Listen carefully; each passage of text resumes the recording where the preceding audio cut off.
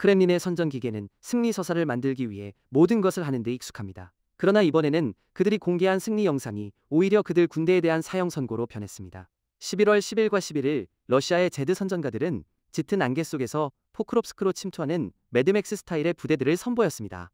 이 영상은 크렘린의 빠르고 결정적인 승리에 대한 꿈을 반영했습니다. 하지만 이 게시물은 우크라이나 정보기관에게는 선물과도 같았습니다. 우크라이나의 열화상 FPV 드론은 안개를 뚫고 엔진의 열신호를 추적하여 그 매드맥스 호송대 차량들을 하나씩 파괴했습니다.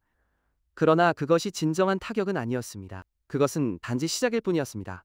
며칠 후인 11월 15일 우크라이나 전투기들이 출격했습니다. 그들의 목표는 그 승리 영상에서 드러난 주요 도로였습니다. 러시아군이 침투에 사용하던 중요한 셀리도베 포크롭스크 고속도로였습니다. 중량급 활강 폭탄이 발사되었고 러시아의 주요 보급 동맥은 즉시 지옥으로 변했습니다. 2025년 11월 15일은 포크롭스크 전선에서의 군수품 전쟁의 전환점을 만들었습니다. 매드맥스 호송대 정보 유출과 선전가들의 부주의 직후 우크라이나 공군은 즉시 행동에 나섰습니다. 먼저 우크라이나 공수부대 DSHV가 공식 성명을 발표했습니다. 그들은 셀리도베 포크롭스크 고속도로에 있는 러시아의 중요한 보급선이 파괴되었다고 발표했습니다. 이것은 단순한 차량 명중에 대한 성명이 아닙니다.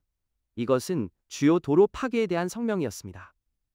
이 차이는 전술적 성공과 전략적 승리 간의 차이입니다. 직후 해당 공격 영상이 공개되었습니다. 드론이 멀리서 공격 순간을 관찰했습니다. 두 번의 큰 폭발이 있었습니다. 공격 후에는 고속도로 한가운데에 두 개의 거대한 폭탄 구덩이가 있었습니다. 도로는 완전히 파괴되었습니다. 교통은 불가능했습니다. 오센트의 기술 분석은 매우 명확합니다. 우크라이나 공군 전투기 한 대가 셀리도베 동쪽의 이 도로에 두 발의 중량급 활강 폭탄을 투하했습니다. 이것은 현대화된 미G-29 또는 새로 인도된 F-16 중 하나였을 수 있습니다. 이 공격은 무엇을 의미할까요? 그것은 러시아군이 매드맥스 방식으로 침투하는 데 사용했던 경량 차량용 도로가 이제 영구적으로 무력화되었다는 것을 의미합니다. 그 거대한 폭탄 구덩이들 때문에 러시아군의 이동이 불가능해졌습니다. 이 폭탄 구덩이들은 225KG, 500파운드 또는 그 이상의 탄두를 가진 JDAM 또는 해머 폭탄의 결과일 수 있습니다. 이 폭탄들은 도로 포장면을 뚫고 도로 밑에 기반 시설을 파괴하도록 설계되었습니다. 러시아군은 우크라이나의 주요 보급선 M04를 끊으려는 작전에서 너무 무능해서 선전 영상에서 자신들의 주요 공격 보급선인 셀리도베 포크롭스크 도로를 스스로 노출했습니다. 그 결과 우크라이나는 상대방의 퀸을 잡는 것처럼 러시아군의 공격선을 파괴했습니다. 이 공격은 17만 명의 병사들에게 군수품 악몽을 확정시킨 행위였습니다. 하지만 그날 우크라이나의 유일한 전략적 움직임은 이것만이 아니었습니다. 11월 15일 우크라이나의 작전은 포크롭스크에 국한되지 않았습니다. 그것은 두 개의 다른 전선에서 러시아의 군수품을 동시에 마비시키기 위한 조정되고 전략적인 계획이었습니다. 우크라이나는 FPV 드론을 피하기 위해 러시아군이 개발한 경량 차량용 보조도로 침투 전술에 대해 중량급 폭탄을 사용하는 이중 타격으로 대응했습니다. 첫 번째 공격은 우리가 방금 분석한 선전가들이 중량급 활강 폭탄을 사용하여 노출한 셀리도베 포크롭스크 노선 파괴였습니다. 포크롭스크 공격과 거의 동시에 이루어진 두 번째 공격은 남쪽으로 수백 킬로미터 떨어진 자포리자 전선에서의 또 다른 중요한 작전이었습니다. 우크라이나 메마이지-29 전투기가 카미안스케 근처의 러시아 주요 교차로를 공격했습니다. 이것은 평범한 교차로가 아니었습니다. 보고에 따르면 이곳은 러시아가 해당 지역에서 유일하게 보유한 고품질 아스팔트 도로였습니다. 다시 말해 포크롭스크와 마찬가지로 이곳은 경량 차량과 군수품 트럭이 침투 및 보급에 사용하는 생명선이었습니다. 어떤 탄약이 사용되었을까요? 미국산 GBU-62 JDAM-ER 중량급 활강 폭탄이었습니다. 이것이 우연의 일치였을까요? 절대 아닙니다. 이것은 러시아의 전술에 대한 우크라이나의 전략적 대응입니다. 러시아군은 FPV를 피하기 위해 장갑차를 포기하고 속도에 의존했습니다. 그러나 우크라이나는 이렇게 말했습니다. 그렇다면 당신들이 빠르게 이동하는데 사용할 도로를 파괴해버리자. 이 두 가지 전략적 공격은 포크롭스크와 남쪽 부대에 있는 17만 명의 병력에 대한 러시아의 보급 계획 B를 영구적으로 마비시켰습니다. 이제 오토바이 북한카, 소형 버스 또는 트럭이 다닐 안전한 도로는 없을 것입니다. 그렇다면 푸틴은 왜 2만 5천 명의 병사를 희생할 만큼 포크롭스크에 집착했을까요? 포크롭스크는 단순한 지도상의 점이 아니기 때문입니다. 그것은 우크라이나 돈바스 방어 시스템 전체의 기반입니다. 돈바스의 군수품 중심지입니다. 그것은 푸틴이 11년 동안 완전히 점령하지 못했던 도네츠크 지역을 통제하려는 그의 꿈의 가장 큰 장애물이었습니다. 그 이유는 다음과 같습니다. 포크롭스크는 돈바스에서 여전히 우크라이나 통제 하에 있는 마지막 주요 철도 및 고속도로 교차점입니다. 더 중요한 것은 코스티안티니우카 크라마토르스크 슬로비안스크와 같은 우크라이나 돈바스 북부 주둔군에 보급하는 주요 보급선이라는 점입니다. M04 고속도로는 포크롭스크 바로 북쪽을 지나갑니다. 러시아의 공세는 수개월간의 피비린내 나는 공격을 통해 이 중요한 M04 보급선을 약 5에서 10km 길이의 위험한 병목지대로 몰아넣어 그들의 화력 통제 범위 안에 두었습니다. 만약 러시아군이 포크롭스크를 점령하거나 M04 고속도로를 영구적으로 끊으면 어떻게 될까요? 크라마토르스크와 슬로비안스크에 주둔한 수만 명의 우크라이나 병력이 대규모로 군수품 포위망에 갇히게 될 것입니다. 그들은 보급품을 받거나 탄약을 수송하거나 부상자를 대피시킬 수 없을 것입니다. 이것은 우크라이나 돈바스 방어 시스템 전체의 붕괴를 의미할 수 있습니다. 이 전략적 보상이 푸틴이 2만 5천 명의 병사를 죽음으로 내몬 이유입니다. 하지만 지금 벌어지고 있는 일은 정말 아이러니합니다. 우크라이나가 자신들의 주요 보급선인 M04를 방어하기 위해 싸우는 동안 11월 15일 러시아군은 한 러시아 선전가의 도움으로 자신들의 주요 보급선인 셀리도베 포크롭스크 노선을 스스로 파괴했습니다. 이것은 체스게임에서 상대방이 당신을 체크메이트하려고 하면서 동시에 자신의 퀸을 버리는 것과 같습니다. 푸틴의 장군들이 우크라이나의 군수품 중심지를 끊으려고 하는 동안 그들은 자신들의 군수 동맥 중 하나를 잃었습니다. 11월 15일 포크롭스크와 자포리자에 대한 이 이중 전략적 공격이 어떻게 가능했는지 기술적으로 살펴보겠습니다. 서방 무기를 탑재할 수 있도록 현대화된 MiG-29든 F-16이든 우크라이나의 제트기들은 S-400 시스템을 통과하여 전략적 목표물의 중량급 활강폭탄을 투하할 수 있습니다. 그렇다면 이 공격들은 어떻게 텅 빈 공간에서 이루어지지 않았을까요? 그 답은 러시아 방공 시스템의 체계적인 붕괴에 있습니다. 바로 전날 밤인 11월 14일부터 15일까지 우크라이나의 러시아 노보로시스크 항구에 대한 대규모 드론 공격에서 S-400 시스템 4개가 파괴되었음을 보여주는 강력한 증거와 이미지가 등장했습니다. 드론이 여기 있습니다. 이 장거리 지대함 넵튠 미사일이 처음으로 사용되었으며 젤렌스키 대통령 본인으로부터 최고 위층에서 직접 확인되었습니다. 러시아군은 항구에 S-400 트라이엄프 발사대 12개를 겹겹이 배치했습니다. 위성 이미지와 SBU 보고서에 따르면 S-400 발사대 4개와 함께 2대의 96N6 조기 경보 레이더 및 훨씬 더 가치 있는 2대의 92N6 표적 추적 레이더가 완전히 파괴되었습니다. 이것은 고립된 손실이 아닙니다. 이것은 우크라이나가 러시아의 레이더와 방공포대들을 체계적으로 표적으로 삼고 있다는 증거입니다. 파괴된 S-400 시스템 하나하나가 우크라이나 제트기들이 작전할 하늘의 통로를 열어줄 것입니다. 누가 이 열린 통로를 사용하고 있는지도 마찬가지로 중요합니다. 우리는 11월 15일 공격이 F-16에 의해 수행되었는지 확실히 알지 못합니다.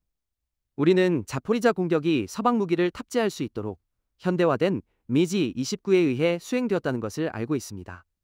그러나 동시에 나온 보고서들은 F-16이 더 이상 훈련용이 아니라는 것을 보여줍니다.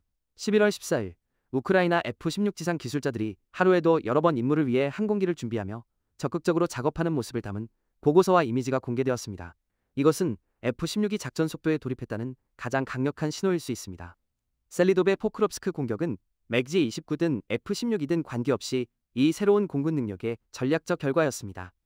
하지만 어떤 항공기 모델이든 진정한 판도를 바꾼 요소는 바로 그 탄약 즉 중량급 활강 폭탄 특히 미국산 JDAM 또는 프랑스산 AASM 해머였습니다. 그렇다면 이 탄약들은 무엇이며 왜 그 도로를 그렇게 쉽게 파괴했을까요? 이 시스템들은 225kg, 500파운드에서 900kg, 2000파운드에 이르는 비유도식 멍청한 폭탄이라고 불리는 구식 철제 폭탄을 사용합니다. 이 폭탄들은 GPS 유도 키트와 펼쳐지는 날개가 장착되어 있습니다. 이 간단한 개조로 두 가지가 바뀝니다. 폭탄은 목표물을 밀리미터 단위로 정밀하게 명중시킬 수 있는 스마트 무기가 됩니다. 그리고 가장 중요한 것은 날개 덕분에 항공기에서 투하된 후 글라이더처럼 활강한다는 것입니다. 이 활강 능력은 자포리자에서 사용된 GBU-62 JDAM의 경우처럼 최대 70km의 사거리를 의미합니다. 이 폭탄들의 진정한 위력은 수백 파운드의 폭발물에서 나옵니다. 이 폭탄들은 고속도로 다리 또는 지휘본부를 완전히 파괴하도록 설계되었습니다. 셀리도베 포크롭스크 도로의 거대한 폭탄 구덩이들은 225kg, 500파운드 또는 그 이상의 폭탄의 직접적인 충격의 결과일 수 있습니다. 이것은 아스팔트 포장면을 부수는 것을 넘어 도로와 그 기반 시설을 쓸모없게 만듭니다. 이것은 우크라이나 조종사가 MiG-29를 조종하든 F-16을 조종하든 러시아 방공 시스템의 살상 범위에 들어가지 않고 발사 후 망각, 원칙을 사용하여 안전한 70km 거리에서 이 수백 킬로그램의 파편 폭탄을 목표물에 발사할 수 있다는 것을 의미합니다. 그렇다면 우크라이나는 포크롭스크에 있는 이 도로의 정확한 좌표를 어떻게 알았을까요? 이렇게 정밀하게 계획 B를 실행했을까요? 답은 푸틴 자신의 선전기계에 있습니다. 전략적 도로를 공격하려면 그것이 전략적이라는 것을 알아야 합니다. 크렘린의 선전가 자신이 11월 15일에 공격받은 도로인 셀리도베 포크롭스크 고속도로의 좌표를 우크라이나에 넘겨주었습니다. 매드맥스 재앙이 펼쳐지는 동안 모스크바의 선전본부에서는 공황 상태가 벌어졌습니다. 크렘린은 승리 서사었던 대가를 치르더라도 성공을 갈망했습니다. 이러한 갈증을 충족시키기 위해 가장 유명한 제드 선전가 중 한 명인 알렉산더 코츠가 나섰습니다. 코츠는 장군들의 명령을 따랐든 아니면 크렘린에 아첨하려는 열망 때문이든 11월 10일부터 11일까지의 침투 노력을 보여주는 영상을 공개했습니다. 이 영상에는 오토바이와 북한카 부대들이 안개를 뚫고 전진하는 모습이 담겨 있었습니다. 코츠는 이것을 성공 즉 우크라이나 방어작전의 돌파구로 제시했습니다. 이 게시물 뒤에는 크렘린 제1 부국장 세르게이 키리연코가 가하는 엄청난 압력이 있었습니다. 키리연코는 위대하고 빠르고 유일한 승리를 요구하고 있었습니다. 푸틴의 장군들과 선전가들은 모스크바에 그 승리를 가져다 주어야 했습니다. 실제로는 존재하지 않더라도 그들은 그것을 만들어내야 했습니다. 하지만 알렉산더 코츠의 이 승리 발표는 우크라이나의 공개정보국과 군사계획가들에게는 선물과도 같았습니다. 왜일까요? 코츠의 영상이 단순한 성공적인 침투를 보여준 것이 아니기 때문입니다. 그것은 또한 그 침투의 정확한 경로 즉 셀리도베 포크롭스크 고속도로의 어느 지점이 어떤 조건에서 사용되었는지를 드러냈습니다. 코츠는 깨닫지 못한 채 17만 명의 병력을 유지하는 데 필요한 군수품 동맥인 자신들의 군대의 생명선을 우크라이나 정보기관에 은쟁반에 담아 바친 셈이었습니다. 그리고 붕괴를 공식화하는 패배를 알리는 순간은 11월 15일 폭격 후에 찾아왔습니다. 같은 선전가인 알렉산더 코츠는 절망적인 고백을 게시할 수밖에 없었습니다. 코츠의 고백은 글자 그대로 의미가 있습니다. 그는 영상이 공개된 직후 다음날 도로가 우크라이나에 의해 지뢰밭이 되어 통행이 불가능해졌다고 비통하게 확인했습니다. 그렇다면 상상할 수 없는 이 절망의 근원은 무엇이었기에 코츠가 이 영상을 공개하고 러시아 장군들이 병사들을 오토바이에 태우게 했을까요? 답은 바로 포크롭스크의 살육전입니다. 11월 10일에 우리가 목격한 매드맥스 같은 장면은 전술적 천재성이 아니라 몇 주 동안 벌어진 끔찍한 군사 재앙의 비극적인 정점이었습니다. 우리는 러시아가 포크롭스크 방향으로 15만에서 17만 명의 병력을 집중시켰다는 것을 알고 있습니다. 그렇다면 이 거대한 군대는 무엇을 했을까요? 1년의 완전한 실패였습니다. ISW는 11월 6일 러시아군이 기갑부대를 동원하여 기계화 공격을 시도했다고 보고했습니다. 그 결과 우크라이나의 FPV 드론과 대전차 무기는 이 값비싼 호송대들을 사냥했습니다. 기계화 공격이 실패하자 러시아 장군들은 가장 원시적인 전술인 인명공격으로 돌아갔습니다. 수치는 이 잔혹함의 규모를 보여줍니다. 우크라이나 젤렌스키 대통령은 10월 한 달 동안 포크롭스크 방향에서만 2만 5천 명의 러시아 사상자가 발생했다고 발표했습니다. 이것은 바흐무트의 손실률을 뛰어넘는 수치입니다. ISW는 11월 10일 이례적으로 높은 손실률을 확인했습니다. 인명공세마저 무너지자 러시아 사령부는 약 300명의 평복 병력을 투입하여 침투를 시도했습니다. 그들은 선전 목적으로 포크롭스크 시의회 건물을 점령했습니다. 불과 몇 시간 만에 우크라이나 제425 스칼라 연대가 건물을 탈환하고 우크라이나 국기를 개항했습니다. 이것은 두 번째 선전 실패였습니다. 11월 10일이 되자 남은 유일한 선택은 매드맥스식 자살 돌격뿐이었습니다. 러시아 사령부는 짙은 안개를 이용해 FPV 드론의 광학 센서를 무력화시키려 했지만 그들에게는 더 이상 장갑차가 없었습니다. 그들은 전쟁에서 5,000대 이상의 군용 트럭 손실을 보충할 수 없었습니다. 그래서 그들은 병사들에게 오토바이와 낡은 북한카 소형 버스를 타고 가도록 명령했습니다. 그러나 우크라이나의 제68 역병여단, 즉 호네츠 특공대는 열화상 카메라를 장착한 FPV 드론을 사용하고 있었습니다. 안개는 광학 센서를 가릴 수 있지만 오토바이 엔진의 열이나 병사의 체온은 숨길 수 없습니다. 이것은 침투가 아니라 사냥이었습니다.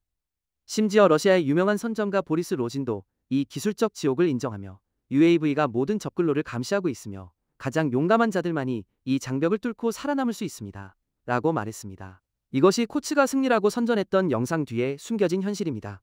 2만 5천 명의 사상자와 기술적 비대칭성이 초래한 절망 앞에서 완벽한 실패였습니다.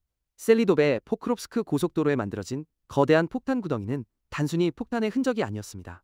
그것은 크렘린의 선전기계 자체가 판자가당착의 구덩이였습니다. 돈바스에서 위대한 승리를 거두려는 푸틴의 환상은 서방 기술의 무게와 가장 중요하게는 그 자신의 선전기구의 엄청난 부담 아래 포크롭스크의 진흙탕 속으로 가라앉고 있습니다. 이 점에 대해 어떻게 생각하시나요? 댓글 섹션에 의견을 공유해주세요. 새로운 동영상 업데이트를 위해 저희 채널을 구독해주시고 알림을 켜는 것을 잊지 마세요.